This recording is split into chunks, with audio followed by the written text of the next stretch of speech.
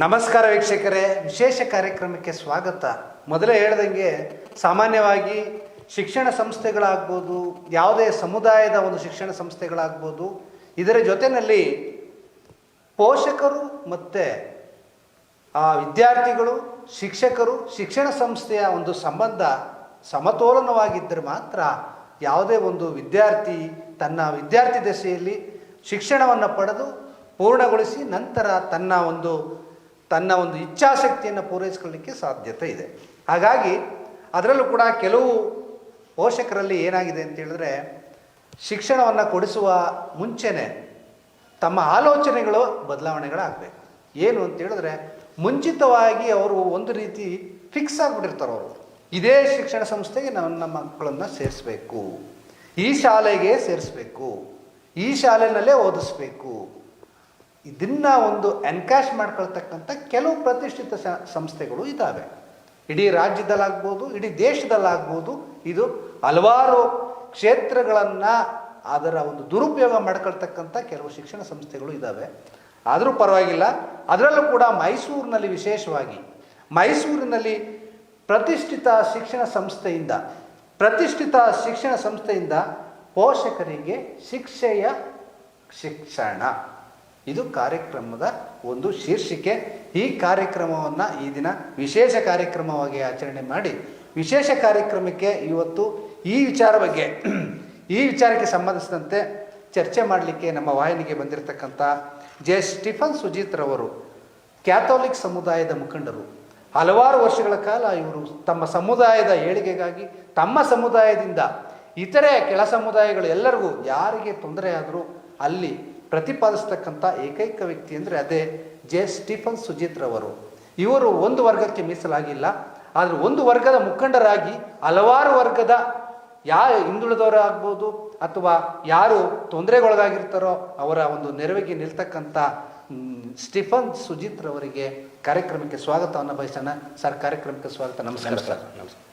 Sir, ಶಿಕ್ಷಣ ಸಂಸ್ಥೆಗಳು ಅಂದರೆ ಮೊದಲನೇದಾಗಿ ನಿಮ್ಮ ಒಂದು ತಿಳುವಳಿಕೆ, ಯಾಕೆ ನೀವು ಶಿಕ್ಷಣ ಸಂಸ್ಥೆಯಲ್ಲಿ ವಿದ್ಯಾಭ್ಯಾಸ ಮಾಡಿ ಬಂದಿರತಕ್ಕಂಥವ್ರು, ಶಿಕ್ಷಣ ಸಂಸ್ಥೆ ಅಂದರೆ ಮಾನದಂಡ ಏನಿರಬೇಕು ಅಂತ ನಿಮಗೇನಾದರೂ ಸ್ವಲ್ಪ ನಿಮ್ಮ ತಿಳುವಳಿಕೆ ಗೊತ್ತಾ ಸರ್? ಶಿಕ್ಷಣ ಸಂಸ್ಥೆಯಲ್ಲಿ ಶಿಸ್ತಿರಬೇಕು. ಆಯಿತು.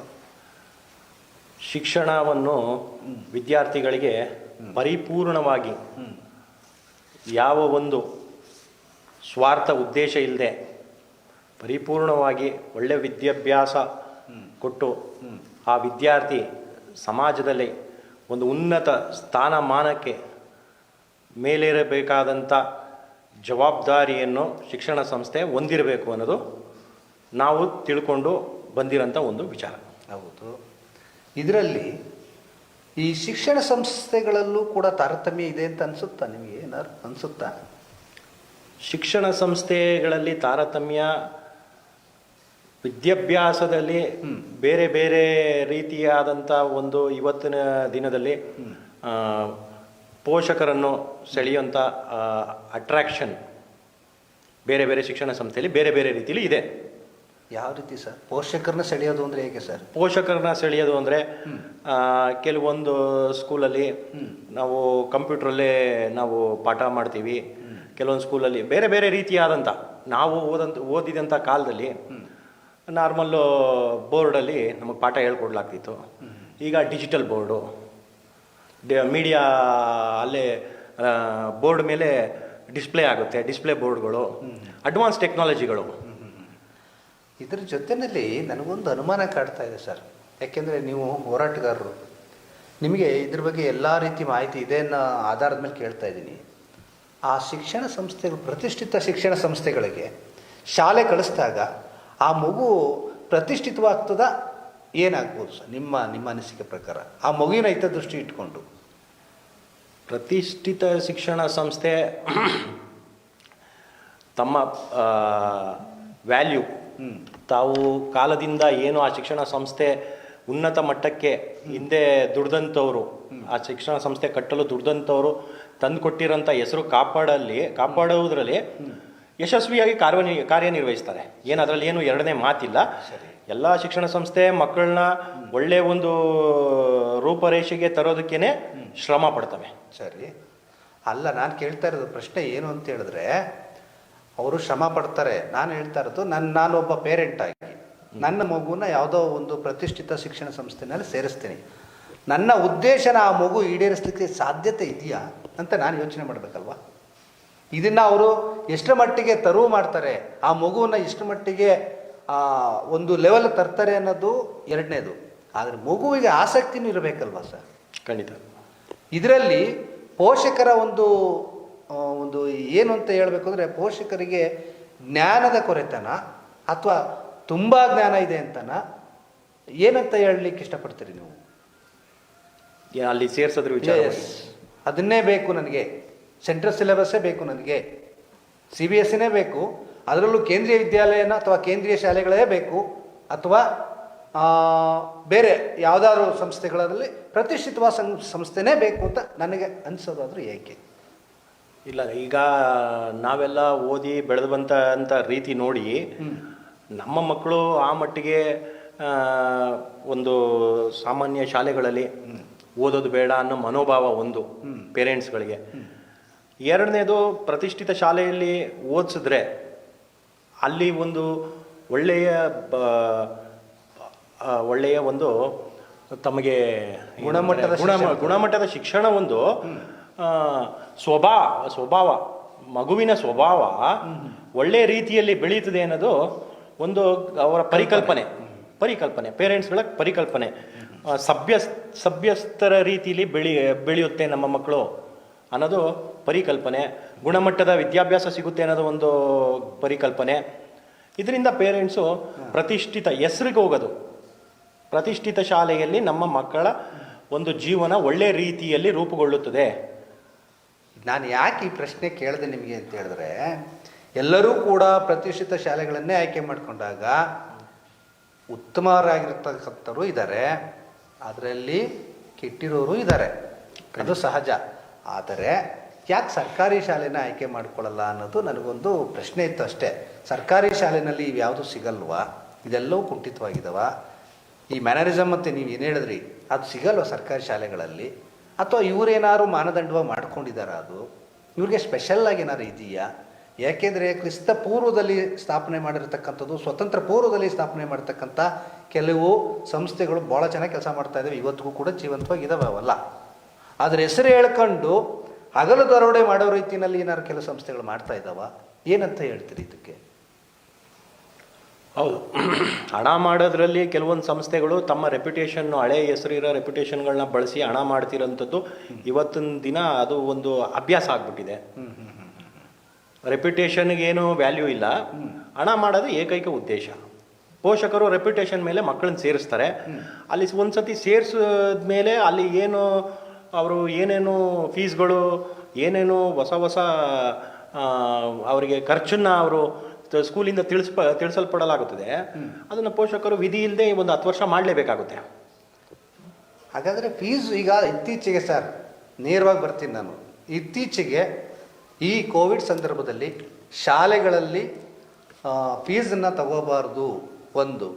ಎರಡನೇದು, ಶಾಲೆಗಳನ್ನು ಆರಂಭನೂ ಕೂಡ ಮಾಡಬಾರ್ದು ಅಂತಲೂ ಕೂಡ ಶಿಕ್ಷಣ ಸಚಿವರು ಈಗಾಗಲೇ ಆದೇಶವನ್ನು ಹೊರಡಿಸಿದ್ದಾರೆ. ಈ ಕೆಲವು ಶಿಕ್ಷಣ ಸಂಸ್ಥೆಗಳಲ್ಲಿ ಫೀಸನ್ನು ತಗೋತಾ ಇದ್ದಾರೆ ಸರ್. ಶಿಕ್ಷಣ ಸಂಸ್ಥೆಯಲ್ಲಿ ಈಗ ಫೀಸು ಟೀಚರ್ಸ್ ಕೊಡಬೇಕು ಅಂತ ಶಿಕ್ಷಣ ಸಚಿವರೇ ಹೇಳಿದ್ದಾರೆ, ಫೀಸ್ ತಗೋಬೇಕು ಅಂತ. ಎಷ್ಟು ವರ್ಷದ? 1 ವರ್ಷದ ಪೂರ್ತ ತಗೋಬೇಕು ಅಂತ ಹೇಳಿ ಇಲ್ಲ, ಮೊದಲನೇ ಇನ್ಸ್ಟಾಲ್ಮೆಂಟು ಕಟ್ಟಬೇಕು ಅಂತ ಅದು ಆದೇಶ ಇದೆ. ಮೊದಲನೇ ಇನ್ಸ್ಟಾಲ್ಮೆಂಟು ಎಲ್ಲ ಶಾಲೆಗಳಲ್ಲೂ ತಗೊತಾ ಇದ್ದಾರೆ. ಮತ್ತೆ ಅನುಕೂಲ ಇರೋರು ಫುಲ್ ಫೀಸು ಕಟ್ಬೋದು, ಅದರಲ್ಲೇನು ಯಾವುದೋ ಬೈಂಡಿಂಗ್ ಇಲ್ಲ. ಅನುಕೂಲ ಇರೋರು ಫುಲ್ ಫೀಸು ಕಟ್ಟಿರೋರು ಇದ್ದಾರೆ, ಉದಾಹರಣೆ ಇದೆ. ಫುಲ್ ಫೀಸ್ ಕಟ್ಟಿರೋರು ಇದ್ದಾರೆ, ಮೊದಲನೇ ಇನ್ಸ್ಟಾಲ್ಮೆಂಟ್ ಕಟ್ಟಿರೋರು ಇದ್ದಾರೆ. ಫುಲ್ ಫೀಸ್ ಕಟ್ಟಿದ್ರೆ ನಷ್ಟ ಆಗಲ್ವಾ ಸರ್ ಅವ್ರಿಗೆ? ಈ ವರ್ಷ ಫುಲ್ಲು ಆನ್ಲೈನಲ್ಲೇ ನಡೆಯುತ್ತಲ್ಲ, ಹೆಚ್ಚು ಕಮ್ಮಿ 70% ಅಂತೂ ಆನ್ಲೈನಲ್ಲಿ ನಡೆಯುತ್ತೆ. ಇನ್ನು 30% ಇನ್ನೊಂದು 3 ತಿಂಗಳು ಸ್ಕೂಲ್ ತೆಗೆದಂಗೆ, ಇಲ್ಲಾಂದರೆ ಕಂಟಿನ್ಯೂಸ್ ಫುಲ್ ಫ್ಲೆಡ್ಜಲ್ಲಿ 1 ಇಯರ್ ಸ್ಕೂಲ್ ನಡೆಯುತ್ತಲ್ಲ, ಟೀಚರ್ಸ್ಗಳಿಗೆ ಪೇಮೆಂಟ್ ಮಾಡಬೇಕಾಗುತ್ತೆ. ಸೊ 3 ಇನ್ಸ್ಟಾಲ್ಮೆಂಟ್ ಕಟ್ಟಬೇಕಾಗುತ್ತೆ. ಬಟ್ ನಮ್ಮ ಒಂದು ಆಗ್ರಹ ಏನಿದೆ ಅಂತ, ಎಲ್ಲ ಆನ್ಲೈನಲ್ಲಿ ನಡೀತಾ ಇರೋದ್ರಿಂದ ಈ ವರ್ಷದ ಏನು ಫೀಸ್ ಇದೆ ಅದನ್ನು ಮನೆಯಲ್ಲೇ ಮಕ್ಕಳಿರೋದ್ರಿಂದ ಆನ್ಲೈನಲ್ಲಿ ನಡೀತಾ ಇರೋದ್ರಿಂದ ಸೊ ಅದನ್ನು ಅರ್ಧ ಕಟ್ ಮಾಡಿ ಪೋಷಕರಿಗೂ ಒಂದು ಹೊರೆ ಕಮ್ಮಿ ಮಾಡಿ, ಯಾಕಂದರೆ ಈ ಕೊರೋನಾ ಸಂದರ್ಭದಲ್ಲಿ ಏನು ಹೋದ ವರ್ಷ ಇದ್ದಿದ್ದಂಥ ಒಂದು ಫೀಸ್ ಸ್ಲ್ಯಾಬ್, ಹೋದ ವರ್ಷ ಏನೊಂದು ಫೀಸ್ ಸ್ಲ್ಯಾಬ್ ಇತ್ತು, ಈ ವರ್ಷನೂ ಅದನ್ನೇ ಅಡಾಪ್ಟ್ ಮಾಡೋದು ಸರಿಯಲ್ಲ. ದಯವಿಟ್ಟು ಇದನ್ನು ಮತ್ತೊಂದು ಸತಿ ಪರಿಗಣಿಸಿ ಆದೇಶ ಹೊರಡಿಸಬೇಕು ಅಂತ ಮಾನ್ಯ ನಮ್ಮ ಶಿಕ್ಷಣ ಸಚಿವರಲ್ಲಿ ನಾವು ಮನವಿ ಮಾಡ್ತಾ ಇದ್ದೀವಿ. ಆ ಥರ ಶಾಲೆಗಳು ಯಾವ್ದಾದ್ರು ನಿಮ್ಗೆ ಕಂಡು ಬಂದಿದೆಯಾ ಸರ್? ಈ ಥರ ಫೀಸನ್ನು ತಗೊಂಡಿರೋದು ಅಥವಾ ಬೇರೆ ಏನಾದರೂ ಹೆಚ್ಚುವರಿಯಾಗಿ ತಗೋತಾ ಇರೋದು ಯಾವ್ದಾದ್ರು ಗಮನಕ್ಕೆ ಬಂದಿದೆಯಾ ನಿಮಗೆ? ಫೀಸನ್ನು ಫಸ್ಟ್ ಇನ್ಸ್ಟಾಲ್ಮೆಂಟನ್ನು ತೊಗೊಳ್ತಾ ಇರೋದು ನಮ್ಮ ಶಾಲೆಗಳಲ್ಲಿ ಎಲ್ಲ ಸರ್ವೇ ಸಾಮಾನ್ಯ ಎಲ್ಲ ಕಟ್ಟಿದ್ದಾರೆ, ನಮಗೆ ತಿಳಿದ ಮಟ್ಟಿಗೆ ಕಟ್ಟಿದ್ದಾರೆ. ಯಾಕಂದರೆ ಅರ್ಧ ವರ್ಷ ಆಗೋಗಿದೆ, ಈಗ ಎಕ್ಸಾಮು ನಡೀತಾ ಇದೆ ಮಕ್ಕಳಿಗೆ, 2ನೇ ಸ್ಲಾಬ್ ಫೀಸು ಬರ್ತಾ ಇದೆ, ಸ್ಕೂಲಿಂದ ಇನ್ಫಾರ್ಮ್ ಮಾಡ್ತಾ ಇದ್ದಾರೆ. ಹೆಚ್ಚುವರಿಯಾಗಿ ಅಂದರೆ ಪ್ರತಿ ವರ್ಷ ಆ್ಯಕ್ಟಿವಿಟಿ ಫೀಸು, ಡೆವಲಪ್ಮೆಂಟ್ ಫೀಸು ಅಂತ ಒಂದು 6,000 ರೂಪಾಯಿ ಏನು ಚಾರ್ಜ್ ಮಾಡ್ತಾಯಿದ್ರು. MDES ಶಿಕ್ಷಣ ಸಂಸ್ಥೆ ಸೇಂಟ್ ಜೋಸಫ್ ಜಯಲಕ್ಷ್ಮೀಪುರಂ, ಇವರು ಚಾರ್ಜು ಏನು ಮಾಡೋಕ್ಕೆ ಹೊರಟಿದ್ರು ಪ್ರತಿ ವರ್ಷದ ಥರ, ಈ ವರ್ಷ ಮಾಡಬಾರ್ದು ಅಂತ ನಾವು 15ನೇ ತಾರೀಕು ಜುಲೈ ತಿಂಗಳಲ್ಲಿ ಒಂದು ಪತ್ರಿಕಾಗೋಷ್ಠಿಯನ್ನು ಕರೆದು ಒಂದು ಅವೇರ್ನೆಸ್ ಮಾಡಿರ್ತೀವಿ. ಅದರಂತೆ ಅವರು ಮಾಡ್ತಿರೋದು ತಪ್ಪು ಅಂತ ಅವ್ರೂ ಕೆಲವೊಂದು ದಿನ, ಕೆಲವೊಂದು ತಿಂಗಳು, 1-2 ತಿಂಗಳು ಸುಮ್ಮನೆ ಇರ್ತಾರೆ. ಸರಿ. ಬಟ್ ತದನಂತರ ಇದನ್ನು ಮತ್ತೆ ಅವರು ಕಲೆಕ್ಟ್ ಮಾಡ್ತಾ ಇದ್ದಾರೆ. ಈ 6,000 ರುಪೀಸು ಒಂದು ಶಾಲೆಗೆ ಹೆಚ್ಚು ಕಮ್ಮಿ 1 ಕೋಟಿ ರೂಪಾಯಿ ಆಗುತ್ತೆ. ಹೇಗೆ ಸರ್? 6,000 ರೂಪಾಯಿ ಒಂದು ಮಗುಗೆ. ಹೌದಾ? ಒಂದು ಶಾಲೆಯಲ್ಲಿ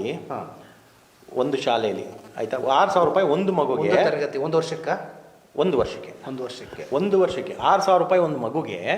ಒಂದು ಕ್ಲಾಸಲ್ಲಿ 40 ಮಕ್ಕಳಿದ್ರೆ 2,40,000.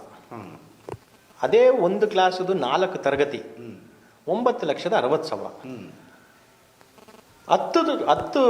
1ರಿಂದ 10ನೇ ಕ್ಲಾಸ್ ಗಂಟ 10 ತರಗತಿಗಳು. ಸೊ 9,60,000. 1 ಕೋಟಿ ರೂಪಾಯಿನ ಇದು ಮಕ್ಕಳು ಸ್ಕೂಲ್ ಹೋಗದೇನೆ, ಯಾವ ಚಟುವಟಿಕೆ ನಡೀದೇನೆ ಪೋಷಕರಿಂದ ಇದೊಂದು ಸುಲಿಗೆ ಮಾಡ್ತಾ ಇರೋದನ್ನ ನಮ್ಮ ಆರೋಪ. ನಾವು ಜುಲೈ ತಿಂಗಳಲ್ಲೇ ಪತ್ರಿಕಾಗೋಷ್ಠಿಯಲ್ಲಿ ಮಾಡಿ ಸಂಬಂಧಪಟ್ಟ ಇಲಾಖೆಗೆ ಇದನ್ನೆಲ್ಲ ತಿಳಿಸಿದ್ದು. ಆಗ ನಿಮ್ಮ ನೇರವಾದ ಆರೋಪ ಏನು? ನನ್ನ ನೇರವಾದ ಆರೋಪ, ಈ 6,000 ರೂಪಾಯಿಗಳನ್ನ ತಗೊಳ್ಳೋದಕ್ಕೆ ಸ್ಕೂಲಿಗೆ ಯಾವ ಲಯಬಿಲಿಟಿನೂ ಇಲ್ಲ ಈ ವರ್ಷ. ಸರಿ. ಯಾಕಂದ್ರೆ ಮಕ್ಕಳು ಶಾಲೆಗೆ ಹೋಗದೇ ಇರೋದ್ರಿಂದ ಆಕ್ಟಿವಿಟಿ ಅಂದ್ರೆ ಏನು, ಚಟುವಟಿಕೆ ಎಲ್ಲಿ ನಡೀತಾ ಇದೆ? ಏನು ನಡೀತಾ ಇಲ್ಲ. ಅದರಿಂದ ಇದು ಕಣ್ಣು ಹೋದ ವರ್ಷ ತಗೊಂಡು ಅನ್ನೋದೊಂದೇ ಕಾರಣಕ್ಕೋಸ್ಕರ ಈ ವರ್ಷನೂ 6,000 ರೂಪಾಯಿ ಯಾರೂ ಕೇಳಲ್ಲ, ಜನರ ಹತ್ರ ಸುಲಭವಾಗಿ ತಗೊಬೋದು ಅನ್ನೋ ಒಂದು ಕೆಟ್ಟ ಒಂದು ಉದ್ದೇಶ ಪ್ರತಿಷ್ಠಿತ ಶಾಲೆಯಿಂದ ಮಾಡಿ ಇದು ಸುಲಿಗೆ ಮಾಡ್ತಿದ್ದನ್ನ ನಾವು ತಡೆದಿದ್ದು. ಯಾವಾಗ? ಜುಲೈಯಲ್ಲಿ ತಡೆದಿದ್ದು. ಈಗ ಮತ್ತೆ ನಮಗೆ ದೂರುಗಳೇನು ಬಂದಿದ್ದಾವೆ ಅಂದರೆ, ಪೇರೆಂಟ್ಸ್ಗಳನ್ನ ಕರೆದು ಇಲ್ಲ ಇದು 6,000 ಕೊಡಲೇಬೇಕು, ಇಲ್ಲ ಅಂದರೆ ನೀವು ಒಂದು ಲೆಟ್ರ್ ಬರ್ಕೊಡ್ಬೇಕಾಗುತ್ತೆ. ಏನು ಲೆಟ್ರು ಸರ್? ಮುಂದೆ ಕಟ್ತೀನಿ ಸ್ಕೂಲು. ಈಗ ಜನವರಿ ಸ್ಟಾರ್ಟ್ ಆಗೋಯ್ತು, ಸ್ಟಾರ್ಟ್ ಆಗಿ 1 ತಿಂಗಳಿಗೇ 6,000 ರೂಪಾಯಿನೂ ಕಟ್ಬಿಡೋ ಲೆಕ್ಕಾಚಾರ. ಈ ರೀತಿ ಒಂದು ಅಂಡರ್ಟೇಕಿಂಗ್ ಅಂತ ಲೆಟ್ರು. ಅದು ಬಲವಂತ ಆಯ್ತಲ್ವ? ಅದು ಬಲವಂತ. ಅದ್ರ ವಿರುದ್ಧನೇ ನಾವು ಜಿಲ್ಲಾಧಿಕಾರಿಗಳಿಗೆ ನಿನ್ನೆ ಹಾಗೂ BEO ಅವರಿಗೆ ನಾವು ಮನವಿ ಕೊಟ್ಟಿದ್ದೀವಿ. ಜಿಲ್ಲಾಧಿಕಾರಿಗಳನ್ನ ನೇರವಾಗಿ ಭೇಟಿಯಾಗಕ್ಕೆ ಹೋಗಿದ್ದು, ಜಿಲ್ಲಾಧಿಕಾರಿಗಳು ಇರಲಿಲ್ಲ. ಸೊ ಅಲ್ಲಿ ನಾವು ಮನವಿ ಸಲ್ಲಿಸಿ ಬಂದಿದ್ದೀವಿ.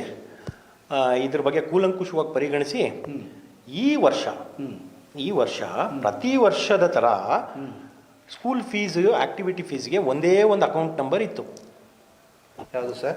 School fees, activity fees collection ಮಾಡೋದಕ್ಕೆ ಒಂದೇ ಒಂದು ಅಕೌಂಟ್ ನಂಬರ್ ಇತ್ತು MDES ಶಿಕ್ಷಣ ಸಂಸ್ಥೆಯಲ್ಲಿ, ಶಾಲೆಯಲ್ಲಿ. ಈ ವರ್ಷ ಆಕ್ಟಿವಿಟಿ ಫೀಸುಗೆ ಬೇರೆ ಅಕೌಂಟ್ ನಂಬರು ಸೃಷ್ಟಿ ಮಾಡಿದ್ದಾರೆ. ಓ, ನೀವು ಹೇಳ್ತಾ ಇರೋದು ಹೌದು. ಇದೆಲ್ಲ ಇದೊಂದು ಇತ್ತು ಮೊದಲು. ಸ್ಕೂಲ್ ಫೀಸು 2170 ಒಂದೇ. ಹೌದು. ಅದರೊಳಗೆ ಬರ್ತಾ ಇತ್ತು ಆಕ್ಟಿವಿಟಿ ಫೀಸು, ಅದರೊಳಗೆ ಬರ್ತಾ ಇತ್ತು. ಈಗ ಇದನ್ನ ಮಾಡಿದ್ದಾರೆ ಅಂತ. ಈಗ 4656, 4655 2 ಅಕೌಂಟು ಕ್ರಿಯೇಟ್ ಮಾಡಿದ್ದಾರೆ. 600 ರೂಪಾಯಿಗೊಂದು, 5,400 ರೂಪಾಯಿಗೊಂದು 2 ಅಕೌಂಟ್ ಕ್ರಿಯೇಟ್ ಮಾಡಿದ್ದಾರೆ. ನಾವು ಜಿಲ್ಲಾಧಿಕಾರಿಗಳಲ್ಲಿ ಮತ್ತು BEO ಅವರಲ್ಲಿ ಮನವಿ ಮಾಡಿರೋದು, ಇದನ್ನು ತಕ್ಷಣದಿಂದ ನಿಲ್ಲಿಸ್ಬೇಕು ಇವ್ರು ತಗೊಳ್ಳೋದು. ಮತ್ತು ಈ ಎರಡು ಅಕೌಂಟ್ ಮೇಲೆ ಎನ್ಕ್ವೈರಿ ಹಾಕಿ ಎಷ್ಟು ಪೇರೆಂಟ್ಸು ಕಟ್ಟಿರೋದು ಟ್ರಾನ್ಸಾಕ್ಷನ್ನು ನೋಡಿ ಆ ಪೇರೆಂಟ್ಸ್ಗೆ ರೀಫಂಡ್ ಒಂದು ಆಗಬೇಕು. ಎರಡನೇದು ಇಲ್ಲ ಅಂದರೆ ಫೀಸು ನೆಕ್ಸ್ಟು ಎರಡನೇ ಇನ್ಸ್ಟಾಲ್ಮೆಂಟ್ ಏನು ಬರುತ್ತೆ ಅದರಲ್ಲಿ ಅದನ್ನು ಕಾಂಪನ್ಸೇಟ್ ಮಾಡ್ಕೋಬೇಕು. ಇಲ್ಲ ವಾಪಸ್ ಕೊಡಬೇಕು, ಇಲ್ಲ ಫೀಸಲ್ಲಿ ಕಾಂಪನ್ಸೇಟ್ ಮಾಡಬೇಕು ಅನ್ನೋದನ್ನ ಆದೇಶ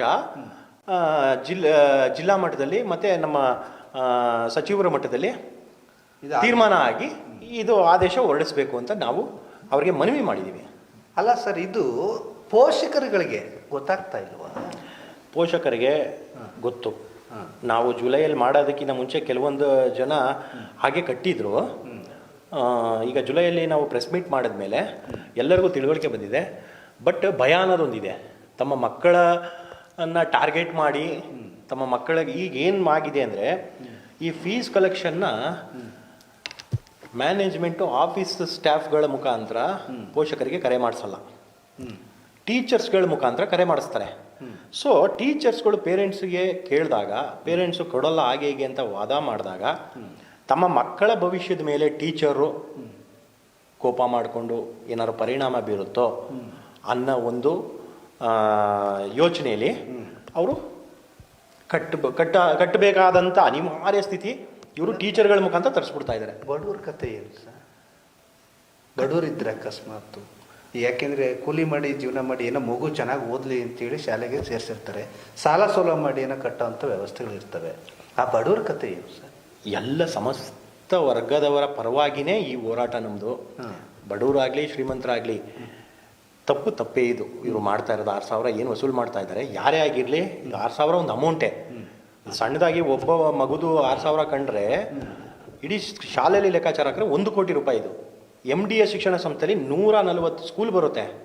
ಕೇವಲ 30 ಸ್ಕೂಲಲ್ಲಿ ತೊಗೊಂಡ್ಬಿಟ್ರು 30 ಕೋಟಿ ರೂಪಾಯಿಯ ಖರ್ಚಿಲ್ಲದೆ ಇರೋ ಆದಾಯ. ಇದು ಖರ್ಚು ಮಾಡದೆ ಆದಾಯ ತೊಗೊತಾ ಇರೋದು ಇವರು. ಸೊ ಇದಕ್ಕೆ ತುಂಬ ಸಮಂಜಸವಾದ ಉತ್ತರವನ್ನು ಇವರು MDS ಅವರು ಕೊಡಬೇಕಾಗುತ್ತೆ. ರಾಜ್ಯ ಮಟ್ಟದಲ್ಲಿ ಇವರು ಉತ್ತರ ಕೊಡಬೇಕಾಗುತ್ತೆ. ಮತ್ತು ಇದು ಮಾಡಿರೋ ತಪ್ಪನ್ನು ತಿದ್ದುಕೊಂಡು ಇನ್ನು ಮುಂದಕ್ಕೆ ಈ ರೀತಿಯಾದಂಥ ಒಂದು ಆಯಾ ಪೋಷಕರಿಗೆ ಮೋಸ ಮಾಡುವಂಥ ಒಂದು ಪ್ರವೃತ್ತಿಯನ್ನು ನಿಲ್ಲಿಸಬೇಕಾಗುತ್ತೆ. ಇದಕ್ಕೆ ಸಂಬಂಧಪಟ್ಟಂತೆ ನೀವು BO ಅಥವಾ ಶಿಕ್ಷಣ ಇಲಾಖೆಗೆ ಸಂಬಂಧಪಟ್ಟಂಗೆ ಯಾರ ಹತ್ರ ಮಾತಾಡಿದ್ರಾ? ನಾನು BO ಉದಯ್ ಕುಮಾರ್ ಅವ್ರ ಹತ್ರ ನಾನು ಮಾತಾಡಿದ್ದೀನಿ. ಅವರು ಜುಲೈಯಲ್ಲಿ ಪ್ರೆಸ್ ಮೀಟ್ ಆದಮೇಲೆ ಅವರಿಗೆ ಒಂದು ನೋಟಿಸ್ ಕೊಟ್ಟಿದ್ದೀನಿ ನಾನು. ಈಗ ನೀವು ಅರ್ಜಿ ಕೊಟ್ಟಿರೋದನ್ನು ನೋಡಿ ನಾನು ಮತ್ತೆ ಅವರಿಗೆ ನೋಟಿಸ್ ಸರ್ವ್ ಮಾಡ್ತೀನಿ ಅಂತ ಹೇಳಿದ್ದಾರೆ. ಅವ್ರು ಏನು ಹೇಳಿದ್ರು ಸರ್? ಅದೇ ಮತ್ತೊಂದು ನೋಟಿಸ್ ಸರ್ವ್ ಮಾಡ್ತೀನಿ ಅಂತ ಹೇಳಿದ್ದಾರೆ. ಹೌದಾ? ನಾನು ಪ್ರಯತ್ನ ಮಾಡ್ತಾ ಇದ್ದೀನಿ ಅವ್ರ ಜೊತೆ ಮಾತಾಡಲಿಕ್ಕೆ, ಸ್ವಲ್ಪ ಬ್ಯುಸಿ ಇದ್ದಾರೆ. ಹಾಗಾದರೆ ಇವರು 2 ಅಕೌಂಟನ್ನು ಓಪನ್ ಮಾಡೋ ಅವಶ್ಯಕತೆ ಇತ್ತಾ ಈ ಹೊಸ ಅಕೌಂಟನ್ನು? ಹೌದು, ದುಡ್ಡನ್ನ ನಾವು ಜನರಿಂದ ಬಲವಂತವಾಗಿ ಪಡಿಲೇಬೇಕು ಅಂದಾಗ 2 ಮಾಡ್ತಾರೆ, 4 ಮಾಡ್ತಾರೆ. ನಮಗೆ ದುಡ್ಡು ಮಾಡೋ ಏಕೈಕ ಉದ್ದೇಶ ಇದ್ದರೆ ನಾನು 2 ಮಾಡ್ತೀನಿ, 4 ಮಾಡ್ತೀನಿ. ಅಲ್ಲ, ಇದು ಅನ್ಯಾಯ ಅಲ್ವಾ ಸರ್? ಇದು ಅನ್ಯಾಯನೇ. ಅಲ್ಲ, ಯಾಕೆ ಅನ್ಯಾಯನೇ. ಕಣ್ಣಕ್ಕೆ ಇದು ಯಾರೇ ಈಗ ನನ್ನ ಮಗಳು ನನಗೆ ಕೇಳಿದ್ಲು, ಇದು 6,000 ರೂಪಾಯಿ. ನನ್ನ ಮಗಳು ಅದೇ ಸ್ಕೂಲಲ್ಲಿ ಓದೋದು. ಇದು 6,000 ನಾವು ಸ್ಕೂಲಲ್ಲಿ ಯಾವ ಆ್ಯಕ್ಟಿವಿಟಿನೂ ಮಾಡ್ತಾ ಇಲ್ವಲ್ಲ, ಏನಕ್ಕೆ ಅಂತ ಕೇಳಿದಾಗ ನನ್ನಲ್ಲಿ ಏನು ಉತ್ತರ ಇದೆ? ಇಲ್ಲ ಕಟ್ಟಬೇಕು ಅಂತ ಹೇಳಿ ನನ್ನ ಮಗಳನ್ನ ಆ ರೀತಿ ನಾನು ಬೆಳೆಸಬೇಕಾ? ಇಲ್ಲ ಇದು ಅನ್ಯಾಯ ಅಂತ ಇದನ್ನು ಈ ವಿಚಾರವನ್ನು ಎತ್ತಿಡಿದು ಎಲ್ಲ ಸಮುದಾಯ ವರ್ಗದವರು ಏನು ಅಲ್ಲಿ ಸೇರಿಸಿದ್ದಾರೆ ಅವ್ರಿಗೆಲ್ಲ ಒಂದು ನ್ಯಾಯ ಕೊಡಿಸೋಂಥ ಕೆಲಸ ನಾನು ಮಾಡಬೇಕಾ? ಇದು ನಿಮ್ಮೊಬ್ಬರಿಗೆ ಆಗ್ತಾ ಇರ್ತಕ್ಕಂಥ ಅನ್ಯಾಯ ಇಲ್ಲ, ಎಲ್ಲ ಸಮುದಾಯದ ಎಲ್ಲ ವರ್ಗದ ಪೋಷಕರು, ಎಲ್ಲ ವರ್ಗದ. ನಮ್ಮದು ಅಲ್ಪಸಂಖ್ಯಾತರ ಶಾಲೆ ಅನ್ನೋದು ಏನು ಬೋರ್ಡು MDA ಶಿಕ್ಷಣ ಸಂಸ್ಥೆ ಮುಂದೆ ಇದೆ, ಸಮಸ್ತ ಸ್ಕೂಲ್ಗಳಲ್ಲಿ ಪ್ರತಿಯೊಂದು ಸ್ಕೂಲಲ್ಲೂ 20% ಅಲ್ಪಸಂಖ್ಯಾತರು ಇಲ್ಲ. ಅಲ್ಲಿ 20% ಅಲ್ಪಸಂಖ್ಯಾತರಿಗೂ ಇವ್ರು ಸೀಟ್ ಕೊಟ್ಟಿಲ್ಲ. ಅಲ್ಲಿಗೆ 80% ಎಲ್ಲ ಸಮುದಾಯದವರ ಹತ್ರ ಇವರು ಇದು ಲೂಟಿ ಮಾಡ್ತಾ ಇರೋದು. ಅಂತೂ ಸರ್ಕಾರದ ಕೆಲವು ಕಾನೂನುಗಳನ್ನು ಉಲ್ಲಂಘನೆ ಮಾಡಿ ಇವರ ಇಚ್ಛೆಗನುಸಾರವಾಗಿ ಮ್ಯಾನೇಜ್ಮೆಂಟ್ಗೆ ಅನುಸಾರವಾಗಿ ಮಾಡ್ತಾ ಇದ್ದಾರೆ ಕರ್ತವ್ಯ. ಖಂಡಿತ ಹೌದು. ಸರ್ಕಾರಕ್ಕೆ ಇವರು ಈ ಬೆಲೆ ಇಲ್ಲ, ಸರ್ಕಾರಕ್ಕೆ ಗೌರವ ಇಲ್ಲ, ಈ ಕೋವಿಡ್ ಸಂದರ್ಭದಲ್ಲಿ ಜನರ ಕಷ್ಟಗಳು ಏನಾದರೂ ಇವ್ರಿಗೆ ಅರಿವಿದ್ದಿದ್ರೆ ಈ ಥರ ಒಂದು ನೀಚ ಕೃತ್ಯ ಮಾಡ್ತಾ ಇರಲಿಲ್ಲ. ಜನರ ಕಷ್ಟ ಸುಖಕ್ಕೆ ಸ್ಪಂದಿಸಬೇಕಿತ್ತು, ಆದಷ್ಟು ಫೀಸ್ ಕಮ್ಮಿ ಮಾಡಬೇಕಿತ್ತು ಇವರು. ಅದನ್ನೆಲ್ಲ ಬಿಟ್ಟು ಇವರು ಈ ರೀತಿ ಮಾಡಿರೋದು. ಈ ವಿಚಾರಕ್ಕೆ ಸಂಬಂಧಪಟ್ಟಂತೆ ನಮ್ಮ ಶಿಕ್ಷಣಾಧಿಕಾರಿಯಾಗಿರ್ತಕ್ಕಂಥ ನಮ್ಮ ಉದಯ್ ಕುಮಾರ್ ಅವರು ಸಂಪರ್ಕಕ್ಕೆ ಬಂದಿದ್ದಾರೆ. ಬನ್ನಿ ಅವ್ರನ್ನ ಮಾತಾಡ್ಸೋಣ, ವಿಚಾರ ಏನು ಅಂತ ಕೇಳ್ಕೊಳ್ಳೋಣ. ಸರ್ ನಮಸ್ಕಾರ. ಸರ್ ಮಹದೇವಸ್ವಾಮಿ ಅಂತೇಳಿ ABB TV ಮಾತಾಡ್ತಾ ಇದ್ದೀವಿ ಸರ್. ಸರ್ ಇದು ಈಗ ಲೈವ್ ಕಾರ್ಯಕ್ರಮ ನಡೀತಾ ಇದೆ ಸರ್. ಈ ಯಾವ ವಿಚಾರಕ್ಕೆ ಅಂತ ಹೇಳಿದ್ರೆ ಆ್ಯಕ್ಟಿವಿಟಿ ಫೀಸು ಮತ್ತು ಡೆವಲಪ್ಮೆಂಟ್ ಫೀಸು ಅಂತೇಳಿ ಪೋಷಕರಿಂದ ಸಂದರ್ಭವಲ್ಲದ ಬಲವಂತವಾಗಿ ವಸೂಲಿ ಮಾಡುತ್ತಿರುವುದರ ಬಗ್ಗೆ ಅಂತ ನಮ್ಮ ಸ್ಟಿಫನ್ ಸುಜಿತ್ರವರು ಈಗಾಗಲೇ ನಿಮ್ಮ ಬಳಿ ಬಂದು ಹಲವಾರು ಬಾರಿ ಕೇಳಿದರಂತೆ, ನೀವು ನೋಟಿಸ್ ಸರ್ವ್ ಮಾಡಿದ್ರಿ ಅಂತ ಹೇಳಿದ್ರಂತೆ. ಜೊತೆಗೆ ಈ ಸೆಂಟ್ ಜೋಸೆಫ್ ಸೆಂಟ್ರಲ್ ಸ್ಕೂಲು ಈ ಶಾಲೆ ವಿಚಾರದ ಬಗ್ಗೆ ತಮಗೇನು ಮಾಹಿತಿ ಇದೆ ಸರ್? ತಾವೇನು ಹೇಳ್ತೀರಿ ಸರ್?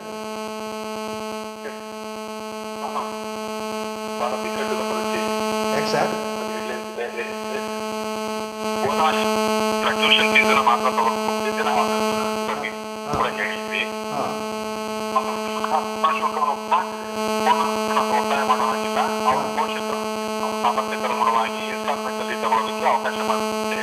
ಹೌದು. ಈಗ ನನಗೆ ಫೋನ್ ಮಾಡಿದ್ರು, ಬೆಲೆ ಕೂಡ ಲೇಟರ್ ತಂದು ಕೊಡ್ತಾರೆ. ಈಗ ನಾನೆಲ್ಲ ಹೊರಗಡೆ ಬೇರೆ ಈಗ ಈಗ ಈಗ ಮಾಡ್ತೇನೆ.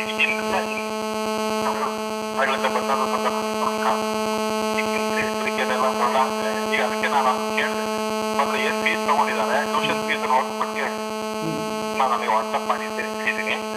ಏನಾದಿದ್ರೆ ನಾವು ನಿಯಮಾನುಸಾರ ಕ್ರಮ ಮಾಡ್ತೀವಿ. ಅಲ್ಲ, ಈಗಾಗಲೇ ನೋಟಿಸ್ ಸರ್ವ್ ಮಾಡಿದ್ರ ಸರ್ ಮೊದಲೊಂದ್ಸಲ ನೀವು?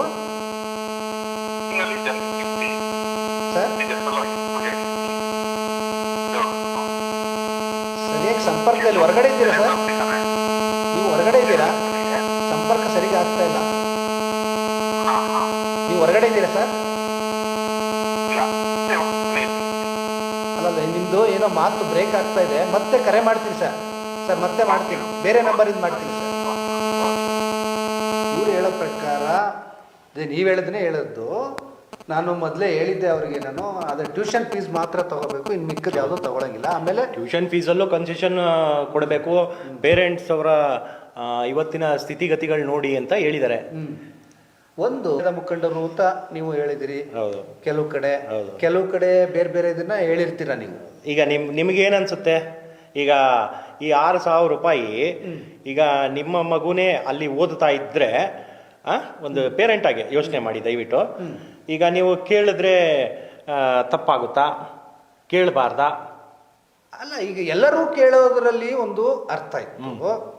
ಆ ಸುಜಿತ್ ಅವ್ರು ಒಬ್ಬರೇ ಯಾಕೆ ಕೇಳಬೇಕು, ಅಥವಾ ಇದರಿಂದ ಯಾರ್ದಾರ ಕೈವಾಡ ಇದೆಯಾ, ಕಾರಣದ ಕೈಗಳು ಏನಾದ್ರು ಕೆಲಸ ಮಾಡ್ತಾ ಇದ್ದಾವ, ಅನುಮಾನ ಮೂಡುವಂಥದ್ದು ಸಾರ್ವಜನಿಕವಾಗಿ. ಅನ್ಯಾಯ ಆದಾಗ ನಾವು ಯಾವುದೇ ವ್ಯಕ್ತಿ ಆಗಿರಲಿ, ಯಾವುದೇ ವರ್ಗ ಆಗಿರಲಿ, ಅನ್ಯಾಯನೇ ನಾವು ಕೇಳದೆ ಬಿಡಲ್ಲ. ನಿಮ್ಮೊಬ್ಬರಿಗೆಲ್ಲ ಅನ್ಯಾಯ, ಯಾರಿಗೆ? ಬೇರೆಯವ್ರಿಗೆ ಯಾರಿಗೂ ಅನ್ಯಾಯ ಆಗ್ತಾ ಅಲ್ವಾ? ಇದು ಅನ್ಯಾಯನೇ ಅಲ್ವಾ? ಅನ್ಯಾಯನೇ ಸ್ವಾಮಿ. ನಾನು ಕೇಳ್ತಾ ಇರೋದು, ನಿಮ್ಮ ಒಂದು ವರ್ಗದಲ್ಲಾಗ್ಬೋದು, ನಿಮ್ಮ ಈ ಕ್ಯಾಥಲಿಕ್ ಸಮುದಾಯದಲ್ಲಾಗ್ಬೋದು, ಬೇರೆ ಯಾರಿಗೂ ಕೇಳೋ ಅಷ್ಟು ಶಕ್ತಿ ಇಲ್ವಾ, ವಿವೇಕ ಇಲ್ಲ? ನಮ್ಮ ಸಮುದಾಯ ಒಂದು ಶಾಂತಿಯುತವಾಗಿ ಬೆಳ್ಕೊಂಡು ಬಂದಿರೋಂಥ ಸಮುದಾಯ. ಹೌದು. ಇತಿಹಾಸ ಹೇಳುತ್ತೆ, ನಮ್ಮ ಸಮುದಾಯದಲ್ಲಿ ಯಾವುದೋ ಒಂದು ಹೋರಾಟಗಳಾಗಲಿ, ಒಂದು ನಮ್ಮ ಸಮುದಾಯದ ಗುರುಗಳು ವಿರುದ್ಧವಾಗಿ ಮಾತಾಡೋದಾಗಲಿ, ನಾವಿವೆಲ್ಲ ಮಾಡ್ಕೊಂಡು ಬಂದಿರೋಂಥ ಸಂಸ್ಕೃತಿ ನಾವು ಬಂದಿಲ್ಲ. ನಾವು ಒಂದು ಶಿಸ್ತು, ಗೌರವ, ತಲೆಬಾಗಿ ಜೀವನ ಮಾಡ್ಕೊಂಡು ಬಂದಿರೋಂಥ ಒಂದು ಸಮುದಾಯ ಕ್ಯಾಥಲಿಕ್ ಸಮುದಾಯ. ಅದು ನೀವು ಇದ್ದೀರಿ? ಖಂಡಿತ ನಾನು ಇದ್ದೀನಿ ಅಲ್ವಾ? ಹೌದು. ಇತ್ತೀಚಿನ ದಿನಗಳಲ್ಲಿ ಈ ನಮ್ಮ ಒಂದು ಸ್ವಭಾವವನ್ನು, ನಮ್ಮ ಒಂದು ತಾಳ್ಮೆಯನ್ನು, ಈ ರೀತಿಯಾದಂಥ ಒಂದು ಕೆಟ್ಟ ಒಂದು ಏನಂತಾರೆ, ಜನರಿಗೆ ಕಣ್ಣಿಗೆ ಮಣ್ಣೆರ್ಚುವಂಥ ಕೆಲಸಗಳನ್ನು ನಮ್ಮ ಸಮುದಾಯದವರೇ ಮಾಡ್ತಾ ಇರೋದ್ರಿಂದ, ನಮ್ಮ ಸಮುದಾಯದವ್ರಿಗೆ ಮಾಡ್ತಾ ಹೌದು ಮಾಡ್ತಾ ಇರೋದ್ರಿಂದ ನಾವು ಇದ್ರ ಬಗ್ಗೆ ಧ್ವನಿ ವಿಧಿ ಇಲ್ಲದೆ ಎತ್ತಲೇಬೇಕಾಗಿದೆ. ಮತ್ತು ಅದು ನಮ್ಮ ಸಮುದಾಯ ಅಂತಲ್ಲ, ಅದು ಯಾವುದೇ ನನ್ನ ವೈಯಕ್ತಿಕವಾಗಿ ನೀವು ನನ್ನನ್ನು ಕೇಳಿರೋ ಪ್ರಶ್ನೆಗೆ ನಾನು ಯಾವುದೇ ಸಮುದಾಯದ ವಿಚಾರದಲ್ಲಿ ಏನಾದ್ರು ಸಮಸ್ಯೆ ನಮ್ಮ ಹತ್ರ ಯಾರೇ ತಂದ್ರೂ ಆ ಸಮುದಾಯದ ಚೌಕಟ್ಟಿನಲ್ಲಿ ನಾವೇನು ಬಗೆಹರಿಸ್ಬೋದು, ನಮ್ಮಿಂದ ಏನು ಮಾಡ್ಬೋದು ಮಾಡ್ತೀವಿ. ನಮ್ಮ ಸಮುದಾಯದಲ್ಲಿ ನಾವು ಚೌಕಟ್ಟನ್ನು ಪಾರು ಮಾಡ್ತೀವಿ. ಯಾಕೆಂದರೆ ಇದು ನಮ್ಮ ಸಮುದಾಯದಿಂದ ಅನ್ಯಾಯ ಆಗಿದೆ ಬೇರೆಯವರಿಗೆ. ಸೊ ನನ್ನ ಸಮುದಾಯದವ್ರಿಗೂ ಆಗಿದೆ. ಈ ಶಾಲೆಯಲ್ಲಿ ಎಲ್ಲ ವರ್ಗದ ಜನ ಓದ್ತಾ ಇದ್ದಾರೆ. ಸೊ ನನ್ನ ಸಮುದಾಯದ ಗೌರವ ನನಗೆ ಮುಖ್ಯ. ಯಾರೋ ಒಬ್ಬರು ಈ ರೀತಿಯಾದಂಥ ಒಂದು ಕಳ್ಳತನನೋ ಇಲ್ಲ ಇದು ಏನೋ ಒಂದು ಉದ್ದೇಶ ಇಟ್ಕೊಂಡು ಇದನ್ನು ಮಾಡ್ತಾರೆ ಅಂದರೆ ಇದನ್ನು ಈಗ ತಡೆ ಹಿಡಿದೆ ಅಂದರೆ ಆ ಶಾಲೆಯ ಘನತೆ ಗೌರವ ಮುಂದಿನ ದಿನಗಳಲ್ಲಿ ಹಾಳಾಗುತ್ತೆ. ಈ ಶಾಲೆ ಅರ್ಥ ಏನು ಅಂದರೆ, ನಾನು ಯಾಕೆ ಹೀಗೆ ಮಾಡ್ತಾ ಇದ್ದೀನಿ ಅಂದರೆ, ನನ್ನ ಸಮುದಾಯದ ಶಾಲೆಯಿಂದ ಇದಾಗ್ತಾ ಇರತಕ್ಕಂಥ ಲೋಪಗಳನ್ನ ಖಂಡಿತ ತಿದ್ಕೋಬೇಕು ಅನ್ನೋ ಏಕೈಕ ಕಾರಣದಿಂದಾಗಿ ನನ್ನ ಸಮುದಾಯದವನೇ ನಾನು ಧ್ವನಿ ಎತ್ತಲಿಲ್ಲ ಅಂದಾಗ ಖಂಡಿತ ನನ್ನ ಸಮುದಾಯದ ಶಾಲೆಗೆ ಕೆಟ್ಟ ಹೆಸರು ಬರ್ತದೆ. ಖಂಡಿತ. ಮೊದಲನೇದಾಗಿ ಇನ್ನೂ ಒಂದು ಹೇಳಕ್ಕೆ ಬಯಸ್ತೇನೆ. ಮೊದಲನೇದಾಗಿ ನನ್ನ ಮನೆಯಲ್ಲಿರೋಂಥ ಕಸನ ನಾನು ಗುಡಿಸ್ಕೊಬೇಕು. ನನ್ನ ಮನೆಯಲ್ಲಿರೋಂಥ ಕಸನ ನಾನು ಗುಡಿಸ್ಕೊಳ್ದೆ ಹೊರಗಡೆ ನಾನು ಕಸ ಗುಡ್ಸೋಕ್ಕೆ ಹೋದರೆ ಅದಕ್ಕೆ ಅರ್ಥ ಇಲ್ಲ. ಸೊ ನನ್ನ ಸಮುದಾಯದಲ್ಲಿರೋಂಥ ಲೋಪದೋಷಗಳು ಏನೇನು ಮಿಸ್ಮ್ಯಾನೇಜ್ಮೆಂಟ್ಗಳು ಆಗಿದ್ದಾವೆ, ಕಣ್ಣಿಗೆ ಏನು ಕಾಣ್ತಾ ಇದ್ದಾವೆ, ಅದಕ್ಕೆ ಧ್ವನಿ ಎತ್ತಿ ಅದನ್ನು ಸರಿ ಮಾಡಿ ನಮ್ಮ ಸಮುದಾಯದವ್ರಿಗೂ ಎಲ್ಲರಿಗೂ ಒಂದು ಒಳ್ಳೆಯ ವಾತಾವರಣ ಮುಂದಿನ ದಿನಗಳಲ್ಲಿ ಇನ್ನೂ ಚೆನ್ನಾಗಿ ಆಗಬೇಕು. ಇದು ಬರ್ತಾ ಹದಗೆಡಬಾರ್ದು. ಬೇರೆ ಸಮುದಾಯ ಏನು ಗೌರವ ಕೊಡ್ತಾ ಇದೆಯೋ ಆ ಗೌರವನ ಉಳಿಸ್ಕೋಬೇಕಾದ್ರೆ ಈ ರೀತಿಯಾದ ತಪ್ಪು ಕೃತ್ಯಗಳು ನಡೆಯೋದನ್ನ ನೀವು ತಡಿಬೇಕು ಅನ್ನೋ ಏಕೈಕ ಕಾರಣದಿಂದಾಗಿ ನಿಮ್ಮ ಹೋರಾಟ ಮಾಡ್ತಾ ಇದ್ದೀರಿ ಅಂತ ನೀವು ಹೇಳ್ತಾರ. ಖಂಡಿತ. ಹಾಗಾದರೆ ನಿಮ್ಮಲ್ಲಿ ಯಾರು ಈ ಹೋರಾಟದ ಮನೋಭಾವದ ವ್ಯಕ್ತಿ ಯಾರೂ ಇಲ್ವಾ ಮೈಸೂರು ಜಿಲ್ಲೆಯಲ್ಲಿ? ಹೋರಾಟದ ಮನೋಭಾವದ ವ್ಯಕ್ತಿಗಳು ಇದ್ದಾರೆ, ಇಲ್ಲ ಅಂತಲ್ಲ, ಎಲ್ಲ ಕಡೆನೂ ಇದ್ದಾರೆ. ಈಗ ಬೆಂಗಳೂರಲ್ಲಿ ನೀವು ನೋಡ್ಬೋದು, ಆಶಾ ಟ್ರಸ್ಟ್ ಅಂತ ಲಕ್ಷಾಂತರ ರೂಪಾಯಿ ಕೋಟ್ಯಾಂತರ ರೂಪಾಯಿ ಸ್ಕ್ಯಾಮ್ ಮಾಡಿರೋರು ಒಂದು ಸ್ಕ್ಯಾಮ್ನ ರಫೇಲ್ ರಾಜ್ ಅಂತ ಅವರು ಹಿಡಿದ್ರು. ಅವರು ಹೋರಾಟಗಾರರಲ್ವಾ? ಆ ರೀತಿ ನಿಮ್ಮ ಈ ಕ್ಯಾಥಲಿಕ್ ಸಮುದಾಯದಲ್ಲಿ ಆಗ್ಬೋದು, ಬೇರೆ ಯಾರಿಗೂ ಕೇಳೋಷ್ಟು ಶಕ್ತಿ ಇಲ್ವಾ, ವಿವೇಕ ಇಲ್ಲ? ನಮ್ಮ ಸಮುದಾಯ ಒಂದು ಶಾಂತಿಯುತವಾಗಿ ಬೆಳ್ಕೊಂಡು ಬಂದಿರೋಂಥ ಸಮುದಾಯ. ಹೌದು, ಇತಿಹಾಸ ಹೇಳುತ್ತೆ ನಮ್ಮ ಸಮುದಾಯದಲ್ಲಿ ಯಾವುದೋ ಒಂದು ಹೋರಾಟಗಳಾಗಲಿ, ಒಂದು ನಮ್ಮ ಸಮುದಾಯದ ಗುರುಗಳು ವಿರುದ್ಧವಾಗಿ ಮಾತಾಡೋದಾಗಲಿ ನಾವು ಇವೆಲ್ಲ ಮಾಡ್ಕೊಂಡು ಬಂದಿರೋಂಥ ಸಂಸ್ಕೃತಿಲಿ ನಾವು ಬಂದಿಲ್ಲ. ನಾವು ಒಂದು ಶಿಸ್ತು ಗೌರವ ತಲೆಬಾಗಿ ಜೀವನ ಮಾಡ್ಕೊಂಡು ಬಂದಿರೋಂಥ ಒಂದು ಸಮುದಾಯ ಕ್ಯಾಥಲಿಕ್ ಸಮುದಾಯ. ಅದು ನೀವು ಇದ್ದೀರಿ? ಖಂಡಿತ ನಾನು ಇದ್ದೀನಿ ಅಲ್ವಾ? ಹೌದು. ಇತ್ತೀಚಿನ ದಿನಗಳಲ್ಲಿ ಈ ನಮ್ಮ ಒಂದು ಸ್ವಭಾವವನ್ನು, ನಮ್ಮ ಒಂದು ತಾಳ್ಮೆಯನ್ನು, ಈ ರೀತಿಯಾದಂಥ ಒಂದು ಕೆಟ್ಟ ಒಂದು ಏನಂತಾರೆ ಜನರಿಗೆ ಕಣ್ಣಿಗೆ ಮಣ್ಣು ಎರಚುವಂಥ ಕೆಲಸಗಳನ್ನು ನಮ್ಮ ಸಮುದಾಯದವರೇ ಮಾಡ್ತಾ ಇರೋದ್ರಿಂದ, ನಮ್ಮ ಸಮುದಾಯದವ್ರಿಗೆ ಮಾಡ್ತಾ ಹೌದು ಮಾಡ್ತಾ ಇರೋದ್ರಿಂದ ನಾವು ಇದ್ರ ಬಗ್ಗೆ ಧ್ವನಿ ವಿಧಿ ಇಲ್ಲದೆ ಎತ್ತಲೇಬೇಕಾಗಿದೆ. ಮತ್ತು ಅದು ನಮ್ಮ ಸಮುದಾಯ ಅಂತಲ್ಲ, ಅದು ಯಾವುದೇ ನನ್ನ ವೈಯಕ್ತಿಕವಾಗಿ ನೀವು ನನ್ನನ್ನು ಕೇಳಿರೋ ಪ್ರಶ್ನೆಗೆ ನಾನು ಯಾವುದೇ ಸಮುದಾಯದ ವಿಚಾರದಲ್ಲಿ ಏನಾದ್ರು ಸಮಸ್ಯೆ ನಮ್ಮ ಹತ್ರ ಯಾರೇ ತಂದ್ರೂ ಆ ಸಮುದಾಯದ ಚೌಕಟ್ಟಿನಲ್ಲಿ ನಾವೇನು ಬಗೆಹರಿಸ್ಬೋದು, ನಮ್ಮಿಂದ ಏನು ಮಾಡ್ಬೋದು ಮಾಡ್ತೀವಿ. ನಮ್ಮ ಸಮುದಾಯದಲ್ಲಿ ನಾವು ಚೌಕಟ್ಟನ್ನು ಪಾರು ಮಾಡ್ತೀವಿ. ಯಾಕೆಂದರೆ ಇದು ನಮ್ಮ ಸಮುದಾಯದಿಂದ ಅನ್ಯಾಯ ಆಗಿದೆ ಬೇರೆಯವರಿಗೆ. ಸೊ ನನ್ನ ಸಮುದಾಯದವ್ರಿಗೂ ಆಗಿದೆ. ಈ ಶಾಲೆಯಲ್ಲಿ ಎಲ್ಲ ವರ್ಗದ ಜನ ಓದ್ತಾ ಇದ್ದಾರೆ. ಸೊ ನನ್ನ ಸಮುದಾಯದ ಗೌರವ ನನಗೆ ಮುಖ್ಯ. ಯಾರೋ ಒಬ್ಬರು ಈ ರೀತಿಯಾದಂಥ ಒಂದು ಕಳ್ಳತನನೋ ಇಲ್ಲ ಇದು ಏನೋ ಒಂದು ಉದ್ದೇಶ ಇಟ್ಕೊಂಡು ಇದನ್ನು ಮಾಡ್ತಾರೆ ಅಂದರೆ ಇದನ್ನು ಈಗ ತಡೆ ಹಿಡಿದೆ ಅಂದರೆ ಆ ಶಾಲೆಯ ಘನತೆ ಗೌರವ ಮುಂದಿನ ದಿನಗಳಲ್ಲಿ ಹಾಳಾಗುತ್ತೆ. ಈ ಶಾಲೆ ಅರ್ಥ ಏನು ಅಂದರೆ, ನಾನು ಯಾಕೆ ಹೀಗೆ ಮಾಡ್ತಾ ಇದ್ದೀನಿ ಅಂದರೆ, ನನ್ನ ಸಮುದಾಯದ ಶಾಲೆಯಿಂದ ಇದಾಗ್ತಾ ಇರತಕ್ಕಂಥ ಲೋಪಗಳನ್ನ ಖಂಡಿತ ತಿದ್ಕೋಬೇಕು ಅನ್ನೋ ಏಕೈಕ ಕಾರಣದಿಂದಾಗಿ ನನ್ನ ಸಮುದಾಯದವನೇ ನಾನು ಧ್ವನಿ ಎತ್ತಲಿಲ್ಲ ಅಂದಾಗ ಖಂಡಿತ ನನ್ನ ಸಮುದಾಯದ ಶಾಲೆಗೆ ಕೆಟ್ಟ ಹೆಸರು ಬರ್ತದೆ. ಖಂಡಿತ. ಮೊದಲನೇದಾಗಿ ಇನ್ನೂ ಒಂದು ಹೇಳಕ್ಕೆ ಬಯಸ್ತೇನೆ. ಮೊದಲನೇದಾಗಿ ನನ್ನ ಮನೆಯಲ್ಲಿರೋಂಥ ಕಸನ ನಾನು ಗುಡಿಸ್ಕೊಬೇಕು. ನನ್ನ ಮನೆಯಲ್ಲಿರೋಂಥ ಕಸನ ನಾನು ಗುಡಿಸ್ಕೊಳ್ದೆ ಹೊರಗಡೆ ನಾನು ಕಸ ಗುಡ್ಸೋಕ್ಕೆ ಹೋದರೆ ಅದಕ್ಕೆ ಅರ್ಥ ಇಲ್ಲ. ಸೊ ನನ್ನ ಸಮುದಾಯದಲ್ಲಿರೋಂಥ ಲೋಪದೋಷಗಳು ಏನೇನು ಮಿಸ್ಮ್ಯಾನೇಜ್ಮೆಂಟ್ಗಳು ಆಗಿದ್ದಾವೆ, ಕಣ್ಣಿಗೆ ಏನು ಕಾಣ್ತಾ ಇದ್ದಾವೆ, ಅದಕ್ಕೆ ಧ್ವನಿ ಎತ್ತಿ ಅದನ್ನು ಸರಿ ಮಾಡಿ ನಮ್ಮ ಸಮುದಾಯದವ್ರಿಗೂ ಎಲ್ಲರಿಗೂ ಒಂದು ಒಳ್ಳೆಯ ವಾತಾವರಣ ಮುಂದಿನ ದಿನಗಳಲ್ಲಿ ಇನ್ನೂ ಚೆನ್ನಾಗಿ ಆಗಬೇಕು. ಇದು ಬರ್ತಾ ಹದಗೆಡಬಾರ್ದು. ಬೇರೆ ಸಮುದಾಯ ಏನು ಗೌರವ ಕೊಡ್ತಾ ಇದೆಯೋ ಆ ಗೌರವನ ಉಳಿಸ್ಕೋಬೇಕಾದ್ರೆ ಈ ರೀತಿಯಾದ ತಪ್ಪು ಕೃತ್ಯಗಳು ನಡೆಯೋದನ್ನ ನೀವು ತಡಿಬೇಕು ಅನ್ನೋ ಏಕೈಕ ಕಾರಣದಿಂದಾಗಿ ನಿಮ್ಮ ಹೋರಾಟ ಮಾಡ್ತಾ ಇದ್ದೀರಿ ಅಂತ ನೀವು ಹೇಳ್ತಾರ ಹಾಗಾದರೆ ನಿಮ್ಮಲ್ಲಿ ಯಾರು ಈ ಹೋರಾಟದ ಮನೋಭಾವದ ವ್ಯಕ್ತಿ ಯಾರೂ ಇಲ್ವಾ ಮೈಸೂರು ಜಿಲ್ಲೆಯಲ್ಲಿ? ಹೋರಾಟದ ಮನೋಭಾವದ ವ್ಯಕ್ತಿಗಳು ಇದ್ದಾರೆ, ಇಲ್ಲ ಅಂತಲ್ಲ, ಎಲ್ಲ ಕಡೆನೂ ಇದ್ದಾರೆ. ಈಗ ಬೆಂಗಳೂರಲ್ಲಿ ನೀವು ನೋಡ್ಬೋದು, ಆಶಾ ಟ್ರಸ್ಟ್ ಅಂತ ಲಕ್ಷಾಂತರ ರೂಪಾಯಿ ಕೋಟ್ಯಾಂತರ ರೂಪಾಯಿ ಸ್ಕ್ಯಾಮ್ ಮಾಡಿರೋರು ಒಂದು ಸ್ಕ್ಯಾಮ್ನ ರಫೇಲ್ ರಾಜ್ ಅಂತ ಅವರು ಹಿಡಿದ್ರು. ಅವರು ಹೋರಾಟಗಾರರಲ್ವಾ? ಆ ರೀತಿ ಈಗ ಮ್ಯಾಂಗ್ಳೂರಲ್ಲಿ ರಾಬರ್ಟ್ ರೊಜಾರಿಯೋ ಅಂತಿದ್ದಾರೆ, ಬಾಂಬೆದಲ್ಲಿ ಮೆಲ್ವಿನ್ ಫರ್ನಾಂಡಿಸ್ ಇದ್ದಾರೆ ಹೋರಾಟಗಾರರು ಎಲ್ಲ ಕಡೆ ಇದ್ದಾರೆ. ಎಲ್ಲರೂ ಒಟ್ಟಿಗೆ ಒಂದು ಬೆಂಬಲವಾಗಿ ಒಂದು ವಿಚಾರಗಳನ್ನು 10 ಜನ ರೆಪ್ರೆಸೆಂಟ್ ಮಾಡೋ ಬದಲು ಒಬ್ಬರು ರೆಪ್ರೆಸೆಂಟ್ ಮಾಡ್ತಾ ಇರ್ತೀವಿ, ಬಟ್ ಎಲ್ಲರ ಬೆಂಬಲ ಇದ್ದೇ ಇರುತ್ತೆ. ಹಾಗಾದ್ರೆ ನಿಮಗೂ ಬೆಂಬಲ ಇದೆ ಅಂತ ಅರ್ಥ ಆಗ್ತದೆ. ಖಂಡಿತ ಅಲ್ವಾ? ಖಂಡಿತ ಅಲ್ವಾ? ಯಾಕೆಂದ್ರೆ ಸಮುದಾಯದ ಬಗ್ಗೆ ಯಾಕೆ ನೀವು ವೈಯಕ್ತಿಕವಾಗಿ ಏನ್ ಮಾಡ್ತಾ ಇಲ್ಲ, ವೈಯಕ್ತಿಕ ದ್ವೇಷನೂ ಇಲ್ಲ ನಿಮಗೆ. ನ್ಯಾಯಕ್ಕೆ ಎಲ್ಲರ ಬೆಂಬಲ ಸಿಕ್ಕೇ ಸಿಗುತ್ತೆ. ನಿಮ್ಮ ಸಮುದಾಯದವ್ರದ್ದು ಬೆಂಬಲವೂ ಕೂಡ ನಿಮಗಿದೆ ಅಂತ ಖಂಡಿತ. ನನ್ನ ಸಮುದಾಯದಲ್ಲಿ ನೊಂದಿರೋರಿಗೆ, ಈಗ ಈ ಫೀಸ್ ವಿಚಾರದಲ್ಲಿ ನೊಂದಿರೋರೆಲ್ಲ ಖಂಡಿತ ಬೆಂಬಲಿಸ್ತಾರೆ. ಸರಿಯಾದ ವಿಚಾರ ಅಲ್ವೇ ಇದು? ಖಂಡಿತ ಹಗಲು ದರೋಡೆ ಆದಂಥ ವಿಚಾರ ಇದು. ಬೇರೆ ಸಮುದಾಯದವ್ರಿಗೂ ಒಂದು ಕ್ವಶನ್ ಮಾಡೋಕ್ಕೆ ನಾವು ದಾರಿ ಮಾಡ್ತಾ ಇದ್ದೀವಿ. ನೀವು ಇದು ಕ್ರಿಶ್ಚಿಯನ್ ಇನ್ಸ್ಟಿಟ್ಯೂಷನು, ನಾವು ಕ್ವಶನ್ ಮಾಡೋಕ್ಕಾಗಲ್ಲ ಅಂತ ಯಾರೂ ತಿಳ್ಕೊಬೇಡಿ. ಎಲ್ಲರೂ ಕ್ವಶನ್ ಮಾಡ್ಬೋದು, ಎಲ್ಲರಿಗೂ ರೈಟ್ಸ್ ಇದೆ.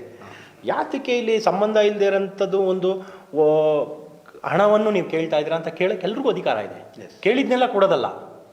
ಆದರೆ ಎಷ್ಟೋ ಜನ ಸುಮ್ಮನೆ ಕೂತ್ಬಿಡ್ತಾರೆ ಸರ್, ತಿಳಿದಿರ್ತಾರೆ ಗೊತ್ತು, ಆದರೂ ಯಾರು ಕೇಳಕ್ಕೆ ಬರಲ್ಲ ಸರ್. ಮಕ್ಕಳ ಮೇಲೆ ಪರಿಣಾಮ ಬೀಳುತ್ತೆ, ಮಕ್ಕಳನ್ನ ಟಾರ್ಗೆಟ್ ಮಾಡ್ತಾರೆ ಅನ್ನೋ ಏಕೈಕ ಉದ್ದೇಶದಿಂದ ಕೆಲವೊಂದು ಜನ ಏನು ಮಾಡೋಕ್ಕಾಗುತ್ತೆ ಅಂತ ತಾಳ್ಮೆಯಲ್ಲಿ ಇರ್ತಾರೆ. ಯಾವುದೇ ಶಿಕ್ಷಣ ಸಂಸ್ಥೆಯಲ್ಲೂ ಕೂಡ ಇದಲ್ಲದೆ ಬೇರೆ ಶಿಕ್ಷಣ ಸಂಸ್ಥೆಗಳಲ್ಲೂ ಈ ರೀತಿ ಲೋಪವೆಸದಾಗ ತಾವು ಮುಂಚೂಣಿಯಲ್ಲಿ ಇರ್ತೀರ. ಮೊದಲು ನನ್ನ ಮನೆಯಲ್ಲಿ ತುಂಬ ಲೋಪದೋಷಗಳಿದ್ದಾವೆ, ಇದನ್ನು ನಾನು ಕ್ಲೀನ್ ಮಾಡ್ಕೊತೀನಿ. ನಾವು ಏನೀಗ ಮಾಡ್ತಾ ಇದ್ದೀವಿ ಈ ವಿಚಾರಗಳನ್ನ ಬೇರೆ ಸಮುದಾಯದವರು, ಶಿಕ್ಷಣ ಸಂಸ್ಥೆದವರು ಅವರೇ ನೋಡಿ ತಿಳ್ಕೊತಾರೆ. ಇಲ್ಲಾರ ಆ ಸಮುದಾಯಕ್ಕೆ ತಕ್ಕಂತೆ ನಾಯಕರಿದ್ದಾರೆ, ಹೋರಾಟಗಾರರಿದ್ದಾರೆ, ಅವರು ನೋಡಿ ಅದನ್ನು ಸರಿ ಮಾಡ್ತಾರೆ. ಕೊನೆಯದಾಗಿ ನೀವು ಈ ಶಿಕ್ಷಣ ಸಂಸ್ಥೆ, ಈ ಥರದ ನಿಮ್ಮ ಶಿಕ್ಷಣ ಸಂಸ್ಥೆಗಳು ಏನೇನಿದ್ದಾವೋ, ನಿಮ್ಮ ಕ್ಯಾಥೋಲಿಕ್ ವರ್ಗದವರಾಗ್ಬೋದು ಅಥವಾ ಬೇರೆ ನಿಮ್ಮ ಒಂದು ಕ್ರಿಶ್ಚಿಯನ್ ಏನಿದೆ ಇನ್ಸ್ಟಿಟ್ಯೂಷನ್ಗಳು, ಟೋಟಲ್ ಆಗಿ ಸಾಮಾಜಿಕವಾಗಿ ಏನನ್ನು ಹೇಳಕ್ಕೆ ಇಷ್ಟಪಡ್ತೀರಿ ಸರ್? ಕ್ಯಾಥೋಲಿಕ್ ಶಿಕ್ಷಣ ಸಂಸ್ಥೆಯಲ್ಲಿ ನಮ್ಮ ಮಕ್ಕಳು ಓದಿದ್ರೆ ಒಂದು ಡಿಸಿಪ್ಲಿನ್ ಇರುತ್ತೆ, ಒಂದು ಶಿಸ್ತಾಗಿ ಬೆಳೀತದೆ ಮಕ್ಕಳು ಅನ್ನೋದು ಮೊದಲಿಂದ ಬಂದಿರೋಂಥ ಒಂದು ಅಭಿಪ್ರಾಯ. ನಾನು ಎಲ್ಲ ವರ್ಗದ ಪೋಷಕರಿಗೆ ಹೇಳಕ್ಕೆ ಇಷ್ಟಪಡ್ತೀನಿ, ಖಂಡಿತ ಹೌದು, ಶಿಸ್ತು ಇದೆ, ಡಿಸಿಪ್ಲಿನ್ ಇದೆ, ಒಳ್ಳೆ ಎಜುಕೇಷನ್ ಇದೆ, ಎಲ್ಲವೂ ಚೆನ್ನಾಗಿದೆ. ಯಾರಿಗೂ ನಮ್ಮ ಕ್ಯಾಥೋಲಿಕ್ ಶಿಕ್ಷಣ ಸಂಸ್ಥೆಯಲ್ಲಿ ಸೇರಿಸೋದಕ್ಕೆ ಯಾವ ಅನುಮಾನವೂ ಇಟ್ಕೊಳ್ಳದೆ ಖಂಡಿತ ಓಪನ್ ಹಾರ್ಟೆಡ್ ಆಗಿ ಸೇರಿಸ್ಬೋದು. ಮಕ್ಕಳು ಒಳ್ಳೆ ಭವಿಷ್ಯ ಇದೆ. ಬಟ್ ಒಂದು ಹೇಳೋದು, ಅಲ್ಲಿನ ಮ್ಯಾನೇಜ್ಮೆಂಟ್ ಒಂದು ದೌರ್ಜನ್ಯ, ದಬ್ಬಾಳಿಕೆ, ಅದು ಅನಾವಶ್ಯಕವಾಗಿ ಹಣ ವಸೂಲಿ ಮಾಡೋದ್ರಿಂದ ಇರ್ಬೋದು, ಇಲ್ಲ ಮಕ್ಕಳಿಗೆ ಕಿರುಕುಳ ಕೊಡೋದ್ರಿಂದ ಇರ್ಬೋದು, ಯಾವುದೇ ರೀತಿಯಾದಂಥ ಸಮಸ್ಯೆ ಆದರೆ ಅದನ್ನು ದಯವಿಟ್ಟು ಅಲ್ಲೇ ಧ್ವನಿ ಎತ್ತಿ. ಇದು ಕ್ಯಾಥಲಿಕ್ ಇನ್ಸ್ಟಿಟ್ಯೂಷನ್ನು, ಫಾದರ್ಗಳಿರ್ತಾರೆ, ನಾವು ಹೇಗೆ ಮಾತಾಡೋದು ಏನೂ ಇಲ್ಲ, ಎಲ್ಲರೂ ಸ್ವತಂತ್ರರಿದ್ದೀರಾ. ಧ್ವನಿ ಎತ್ತಿ ಅಲ್ಲೇ ನಿಮ್ಮ ಕ್ಲಾರಿಫಿಕೇಷನ್ಸು ಮಾಡ್ಕೊಳ್ಳಿ. ಯಾತಕ್ಕೆ ಈ ರೀತಿಯಾದಂಥ ಎಕ್ಸ್ಟ್ರಾ ಚಾರ್ಜ್ ಮಾಡ್ತಾ ಇದ್ದೀರಾ ಫೀಸು ಅಂತ ಧ್ವನಿ ಎತ್ತಿ, ಯಾತಕ್ಕೆ ಬೇಡದೇ ಇರೋ ಒಂದು ಹಣದ ಹೊರೆ ನಮ್ಗೆ ಹೊರಿಸ್ತಾ ಇದ್ದೀರಾ ಅಂತ ಧ್ವನಿ ಎತ್ತಿ ಅಲ್ಲೇ ಸಮಸ್ಯೆ ಬಗೆಹರಿಸ್ಕೊಳ್ಳಿ. ಅಲ್ಲಿ ಮ್ಯಾನೇಜ್ಮೆಂಟಿಂದ ಹರಿಲಿಲ್ಲ ಅಂದಾಗ ದಯವಿಟ್ಟು ನಮ್ಮಂಥವ್ರನ್ನ ಕಾಂಟ್ಯಾಕ್ಟ್ ಮಾಡಿ, ನಾವು ಬಗೆಹರಿಸ್ತೀವಿ. ನಾವು ನಮ್ಮ ಸಮುದಾಯದ ಪ್ರತಿಷ್ಠಿತ ಒಂದು ಹೆಸರು ಏನಿದೆ ಶಾಲೆಗೆ, ಅದನ್ನು ಉಳಿಸೋಕ್ಕೆ ನಾವು ಪ್ರಯತ್ನ ಪಡ್ತಾ ಇದ್ದೀವಿ ಅಷ್ಟೇ. ಶಿಕ್ಷಣ ಸಂಸ್ಥೆಗಳಿಗೆ ಏನು ಹೇಳ್ಬಿಡ್ತೀರಿ ಸರ್ ಈ ಥರ ಲೋಪಗಳು ಆಗದ ರೀತಿ ನಡ್ಕೊಳ್ಳಿಕ್ಕೆ? ನಾನು ಮ್ಯಾನೇಜ್ಮೆಂಟ್ ಅವ್ರಿಗೆ ಹೇಳೋದು ಇಷ್ಟೇ, ನಮ್ಮ MDS ಮ್ಯಾನೇಜ್ಮೆಂಟ್ ಅವ್ರಿಗೆ, ಇದು ಕನಿಷ್ಠ ತಿಳುವಳಿಕೆ ನಿಮಗೆ ಇರಬೇಕಿತ್ತು. ಇದು ನೀವು ಯಾವ ಉದ್ದೇಶ ಇಟ್ಟುಕೊಂಡು ಇದು 6,000 ರೂಪಾಯಿ ನೀವು ಆ್ಯಕ್ಟಿವಿಟಿ ಫೀಸು ಪ್ರತಿ ವರ್ಷದಂತೆ ಚಾರ್ಜ್ ಮಾಡೋಕ್ಕೆ ನೀವು ತೀರ್ಮಾನ ಮಾಡಿದ್ರಿ ಅಂತ ನನಗೆ ಗೊತ್ತಿಲ್ಲ. ಬಟ್ ಯಾರೂ ದಡ್ರಲ್ಲ, ನೀವು ಮ್ಯಾನೇಜ್ಮೆಂಟು ತುಂಬ ಇವತ್ತು ಕಾಂಪಿಟೇಷನ್ ಒಳ್ಳಿದೆ, ಶಿಕ್ಷಣ ಸಂಸ್ಥೆಗಳು ಬೆಳೀತಾನೆ ಇದ್ದಾವೆ, ಶಾಲೆಗಳು ಬೆಳೀತಾನೆ ಇದ್ದಾವೆ. ನಿಮ್ಮಿಂದ ಒಳ್ಳೇದು ಮಾಡೋಕ್ಕಾಗಲಿಲ್ಲ ಅಂದರೂ ಕೆಟ್ಟದ್ದು ಮಾಡಬೇಡಿ. ನಮ್ಮ ಶಾಲೆಗಿರುವಂಥ ಒಂದು ಒಳ್ಳೆಯ ಹೆಸರು, ನಿಮಗೀಗ ಅವಕಾಶ ಸಿಕ್ಕಿದೆ, ಸೀಟಲ್ಲಿ ಕೂತಿದ್ದೀರಾ, ಮುಂದಕ್ಕೆ ಬೇರೆ ಯಾರು ಬಂದೇ ಬರ್ತಾರೆ. ನಿಮಗೆ ಸಿಕ್ಕಿರೋ ಅವಕಾಶದಲ್ಲಿ ಶಾಲೆಗೆ ಒಂದು ಒಳ್ಳೆಯ ಹೆಸರು ದಯವಿಟ್ಟು ತಂದುಕೊಡಿ. ಈ ರೀತಿಯಾದಂಥ ಒಂದು ಬೇಡದೇ ಇರೋಂಥ ಸುಲಿಗೆಗಳನ್ನ ಮಾಡೋಕ್ಕೆ ಹೋಗಬೇಡಿ. ನಿಮ್ಮಿಂದ ಒಳ್ಳೆಯ ಹೆಸರು ತರೋಕ್ಕಾಗಲಿಲ್ಲ ಅಂದರೆ ದಯವಿಟ್ಟು ನಿಮ್ಮ ಸೀಟಿಂದ ನೀವು ಇಳಿದುಬಿಟ್ರೆ ಅದನ್ನು ಮ್ಯಾನೇಜ್ಮೆಂಟ್ ಕಮಿಟಿ ತೀರ್ಮಾನ ಮಾಡಿ ಜನಕ್ಕೆ, ಪೋಷಕರಿಗೆ ಒಳ್ಳೇದು ಯಾರು ಮಾಡ್ತಾರೆ ಅವ್ರನ್ನ ತಂದು ಕೂರಿಸ್ತಾರೆ. ಇದು ಹೋರಾಟ, ಬೀದಿ ಹೋರಾಟದವರೆಗೆ ದಯವಿಟ್ಟು ಯಾವ ಆಡಳಿತ ಮಂಡಳಿನೂ ತಗೊಂಡು ಬರಬಾರ್ದು ಅನ್ನೋದು ನಮ್ಮ ಒಂದು ನಿಮಗೆ ಕಿವಿ ಮಾತಾಗಿರುತ್ತೆ. ದಯವಿಟ್ಟು ನಮ್ಮ ಪ್ರತಿಷ್ಠೆ, ನಮ್ಮ ಶಾಲೆಗಳ ಹೆಸರುಗಳನ್ನ ಹಾಳು ಮಾಡಬೇಡಿ. ಭಾಳ ಸಂತೋಷ ಸರ್. ಸ್ಟಿಫನ್ ಅವರು ಹೇಳ್ತಾ ಇರೋದು ಇಷ್ಟೇ, ಸಾಧ್ಯವಾದಷ್ಟು ನಾಗರಿಕತೆಯಿಂದ ನಾಗರಿಕರಿಗೆ ಒಂದು ಮಾನವೀಯತೆ ಮೌಲ್ಯಗಳನ್ನು ಉಳಿಸಿಕೊಂಡಿರತಕ್ಕಂತಹ ಪ್ರತಿಷ್ಠಿತ ಶಾಲೆಗಳಲ್ಲಿ ಯಾವುದೇ ಕಾರಣಕ್ಕೂ ಪೋಷಕರಿಗೆ ಶಿಕ್ಷೆಯನ್ನು ನೀಡಬೇಡಿ. ಶಿಕ್ಷಣವನ್ನು ಮಾತ್ರ ನೀಡಬೇಕು ಮಕ್ಕಳಿಗೆ, ನೀವು ಪೋಷಕರಿಗೆ ಶಿಕ್ಷೆ ನೀಡಬಾರ್ದು. ಈ ಕಾರ್ಯಕ್ರಮದ ಮುಖಾಂತರ ಅವರು ಹೇಳ್ತಾ ಇರೋದು ಇಷ್ಟೇ, ಮ್ಯಾನೇಜ್ಮೆಂಟ್ ಆಗ್ಬೋದು ಅಥವಾ ನೀವು ಯಾವುದೇ ಶಿಕ್ಷಣ ಸಂಸ್ಥೆಗಳಾಗ್ಬೋದು, ಮುಂದಿನ ದಿನಗಳಲ್ಲಿ ಈ ಸಣ್ಣ ಪುಟ್ಟ ಲೋಪದೋಷಗಳನ್ನ ತಿದ್ದುಕೊಂಡು ಸಾಮಾಜಿಕವಾಗಿ ನಾಗರಿಕತೆ ಇರತಕ್ಕಂಥವರಿಗೆ, ಅದರಲ್ಲೂ ಕೂಡ ನಾಗರಿಕತೆ ಉಳ್ಳವರು, ಪ್ರತಿಷ್ಠಿತ ಸಂಸ್ಥೆಗಳು ನಮ್ಮದು ಪ್ರತಿಷ್ಠೆ, ನಾವು ನಾಳೆ ನಮಗೆ ಆ ಪ್ರತಿಷ್ಠೆಗೆ ಮಸಿ ಬಳಿಯುವಂಥ ಕೆಲಸವನ್ನು ಮಾಡೋದು ಬೇಡ. ಹಾಗಾಗಿ ಸಮುದಾಯದ ಮುಖಂಡನಾಗಿ, ಸಮುದಾಯದ ಒಂದು ಜವಾಬ್ದಾರಿಯುತವಾದ ವ್ಯಕ್ತಿಯಾಗಿ ನಾನು ಹೇಳ್ತಾ ಇದ್ದೀನಿ. ಇದರಿಂದ ಯಾವುದೇ ರೀತಿ ಭಿನ್ನ ಆಗಲಿ ಬೇರೆ ರೀತಿ ನನ್ನನ್ನು ಭಾವಿಸಬಾರದು. ನಾನು ಒಬ್ಬ ನಮ್ಮ ಸಮುದಾಯ ಪ್ರತಿಷ್ಠಿತ ಸಮುದಾಯ ಅಂದಾಕ್ಷಣ ಬೇರೆ ಸಮುದಾಯದವರು ಕೂಡ ನಮ್ಮ ಒಂದು ಶಾಲೆಗಳನ್ನು, ನಮ್ಮ ಶಿಕ್ಷಣ ಸಂಸ್ಥೆಗಳನ್ನು ಗೌರವಯುತವಾಗಿ ಕಾಣ್ತಾರೆ. ಆ ಗೌರವವನ್ನು ಉಳಿಸ್ಕೊಳ್ಳಿಕ್ಕೆ ಪ್ರಾಮಾಣಿಕ ಪ್ರಯತ್ನ ಮತ್ತು ಹೋರಾಟ ಆಗಿರ್ತದೆ ಅಂತೇಳಿ. ಯಾಕೆ ಅಂದರೆ ಸ್ಟಿಫನ್ ಅವರು ಒಬ್ಬರೇನಾ ಅಂತ ನಾನು ಒಂದು ಪ್ರಶ್ನೆ ಮಾಡಿದಾಗ ಹೇಳ್ತಾರೆ ಅವರು, ನಾವು ಯಾವಾಗಲೂ ಶಾಂತಿ ಸ್ವರೂಪದವರು, ನಾವು ಯಾವಾಗಲೂ ಈ ಮಟ್ಟದಲ್ಲಿ ಬಂದಿದ್ದೀವಿ ಹೊರತು ಬೇರೆ ಹಂತಕ್ಕೆ ಹೋಗಿಲ್ಲ. ಹಾಗಾಗಿ ಮುಂದಿನ ದಿನಗಳಲ್ಲಿ ಸ್ಟಿಫನ್ ಅವರ ಹೋರಾಟಕ್ಕೆ ಜಯ ಸಿಗಲಿ, ಈ ಥರದ ಹೋರಾಟಗಾರರು ಹೆಚ್ಚು ಹೆಚ್ಚು ಸೃಷ್ಟಿಯಾಗಲಿ. ಯಾಕೆ ಅಂದರೆ ಬೇರೆ ಸಮುದಾಯದವ್ರಿಗೂ ಇದರಿಂದ ಅನುಕೂಲ ಆಗ್ತದೆ. ಎಲ್ಲಿ ತಪ್ಪು ಕಂಡು ಬರ್ತದೋ ಅಲ್ಲಿ ನನ್ನ ಹೋರಾಟದ ಒಂದು ಬೆಂಬಲವಿರುತ್ತೆ ಎಂಬುದಾಗಿ ತಿಳಿಸಿರ್ತಾರೆ. ಕಾರ್ಯಕ್ರಮಕ್ಕೆ ಇಲ್ಲಿ ತನಕ ಬಂದು ತಮ್ಮ ಅಮೂಲ್ಯವಾದ ಸಮಯವನ್ನು ನಮಗೆ ಮೀಸಲಾಗಿಟ್ಟಿದ್ದಕ್ಕೆ ಸ್ಟಿಫನ್ ಸುಜಿತ್ರವರಿಗೆ ವಂದನೆಯನ್ನು ಸಲ್ಲಿಸ್ತಾ ಇದ್ದೀವಿ. ಸರ್ ನಮಸ್ಕಾರ. ಸರ್ ನಮಸ್ಕಾರ. ಧನ್ಯವಾದಗಳು.